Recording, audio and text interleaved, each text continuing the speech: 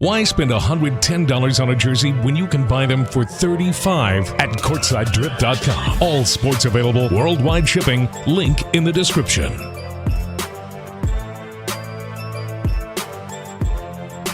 What's going on, guys? It's LQG, and today I'm back with another video. So today I have for you guys NBA Legends Explain how good Allen Iverson was. Now we already did one of those and you guys really enjoyed it, so I'm going to bring part 2, a second one of these. If you haven't already seen part 1, I will leave a link in the description so you can watch it after this video. But before we get into the video, make sure you guys smash the like button. Let's see if we can hit 100 likes on this video, and also subscribe to the channel to catch all the new content. We're releasing daily videos for all of 2021, so make sure you don't miss out. With that being said, let's get into NBA Legends Explain how good Allen Iverson was. Who's your point guard? I'm gonna go with AI, because he was fearless. He was really, like me, my thing was any little guy that came in there, I'm gonna touch him up, Ernie. I'm gonna touch him up and let him down. But he was the only one, besides Gary, he was the only one that just kept coming back. On the rebound. Iverson putting the move on Bryant. Rejected by O'Neal. 5 block shots for Shaquille.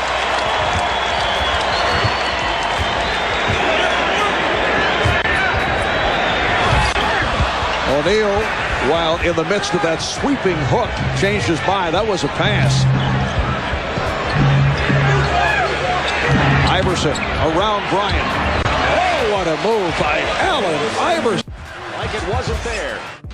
How about that spin move by Iverson? Toughest guard to defend because of their dribbling ability. Allen Iverson. Allen Iverson. AI. I'm gonna have to go with Allen Iverson, man.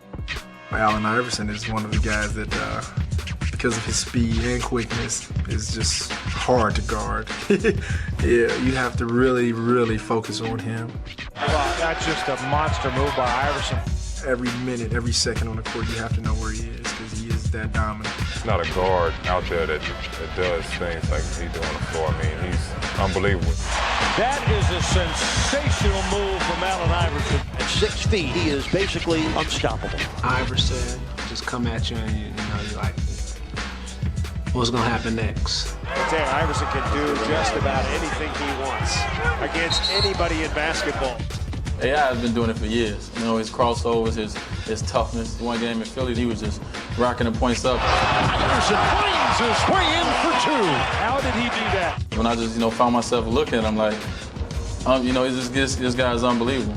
He's an assassin, especially in the full court. He can't be stopped. He says Iverson, count it, and a foul by AI. The toughest player probably to stop in the open court is Allen Iverson. I think he does a bulk of his damage and scoring in the open court. The speed that he possesses from baseline to baseline, I don't think it's matched by anyone in this league. And here come the Sixers on the run. Iverson. Whoa, man, what a move. So Iverson behind the back, and he laid it in. With the first pick, the Sixers select Allen Iverson. Iverson, the crossover dribble. Iverson. Oh, no! Iverson stole the ball. And how do you like that? Iverson has Jordan. Allen shakes break. Yes! Iverson steps over Toronto. In the category of missed opportunities and what if and living totally up to potential, does Allen Iverson fit in there at all for any of you here? No, I don't think so. He reached it to. He maxed out. He maxed out. I don't think there's any guard that size other than Isaiah that's going to have that career. I don't think anyone. I think a lot of the guards like Ty Lawson, they thanking Allen Iverson, thanking guys like Isaiah to say, you know what, if I'm 5'10", 5'11", or even 6 foot, I can use my quickness. If I got a jump shot, use the pick and roll. Allen Iverson said that he can get knocked down 100 times, he's getting right back up. Yeah, but being at 2. I think he maxed out. Yeah, I don't think he. You won't look at Allen Iverson and say he did not reach his potential. I mean, he was MVP of our league once. 4-time scoring champion. Yeah, so there's nothing. If you get more out of that, In consecutive year that we've been up here on this stage, you've been nominated once again. Congratulations on that. How do you feel about that? I feel very excited until I saw that Allen Iverson was nominated. So This is the honest to God truth. I retired because of Allen Iverson. He came down and he did that crossover thing, and I tried it, and then he laid it up, and then he hit me on the butt running by, and I knew it was time to go. Time there. So I want to ask you guys, in your career, who did you not want to face the most? AI was mine. All right. I loved it. It's not that I didn't want to face him, but knowing that it's going to be an uphill battle. You know, I always had a tough time with little, really fast guys. And as you can see right there, he got by me pretty easy. Bubba Chuck! But he was just fearless. Oh, but you know, he was fearless. I mean, he never let up. I mean, he was a warrior. You couldn't bully him. I could bully a lot of guys. You couldn't bully him. I mean, AI was my guy for sure. Allen Iverson and Shaq were announced as the finalists for the Hall of Fame. I know both guys meant a lot to you. Talk about that.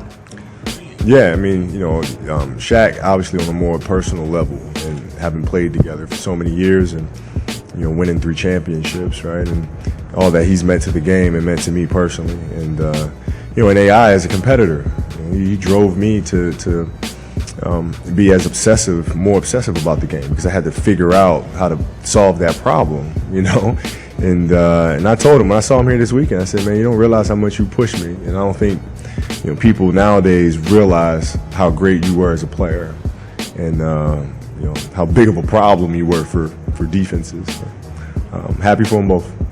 Do you remember how many points you had in that game against Iverson when he scored 60? No, I don't. He scored 60. We lost. It was a tough loss. I don't remember. You had 16. Just a tough competitor, man. Rick, I remember my first year coaching in Toronto. I'm in this little restaurant I go to, a little quiet place.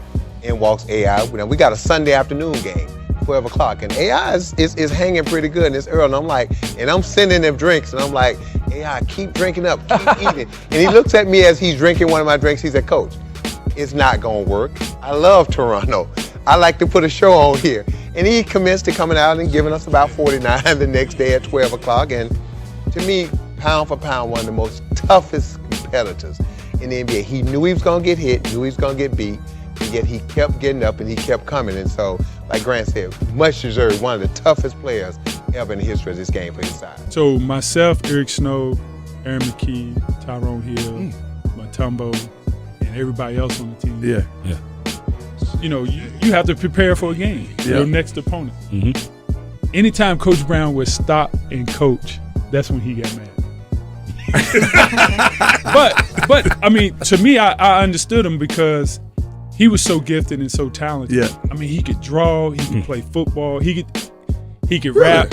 Anything he wanted to do, he could have made millions. Wow. I believe. Wow. So, but anytime Coach Brown would stop and teach, and it wasn't that he didn't want to learn. Right.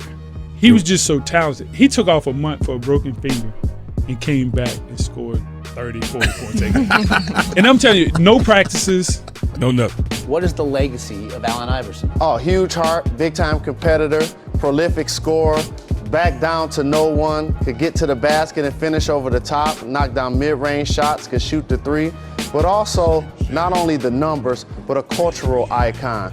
Michael Jordan in the 90s, when you talk about his tongue wag, and then in 2000, you talk about Allen Iverson ushering the hip-hop generation to the NBA. Tattoos, cornrows. You didn't see that from an MVP in 2000. That was sort of taboo in the NBA. So for him to show up and still have that flair, that personality, and also be able to connect with different generations across the globe, ultimately, I think those are the things that come back to haunt you in the end when people want to kick you on the way down. Kind of like I saw with Barry Bonds in baseball. So that's it for this video, guys. I want to thank you guys so much for watching. If you did enjoy, make sure you leave a like and also subscribe to the channel. Like I said at the beginning, we're releasing daily videos for all of 2021, so you don't want to miss out. And yeah, I'll catch you guys on the next video. Thank you guys for watching and have a great day.